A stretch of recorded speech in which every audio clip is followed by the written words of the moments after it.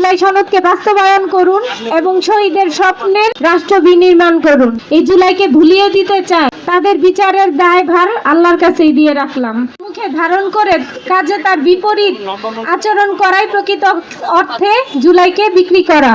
জনগণ কথায় নয় কাজে জুলাই চেতনার বাস্তবায়ন দেখতে চায়।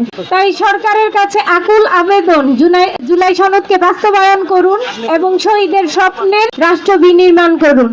আনাস অন্যায়কে প্রতিহত করতে একটি ইনসাফের রাষ্ট্র প্রতিষ্ঠার স্বপ্ন নিয়েই রাস্তায় নামে।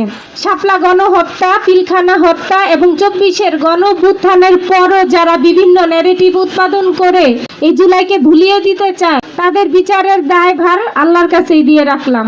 সকল শহীদের বিচার, ওসমান হাদির বিচার এই মাটিতে নিশ্চিত হবে, এই প্রতিজ্ঞা, এই আশা ব্যক্ত করে আমার সবাই এই শহীদদের জন্য, হাদির জন্য দোয়া রাখবেন। আসসালামু আলাইকুম।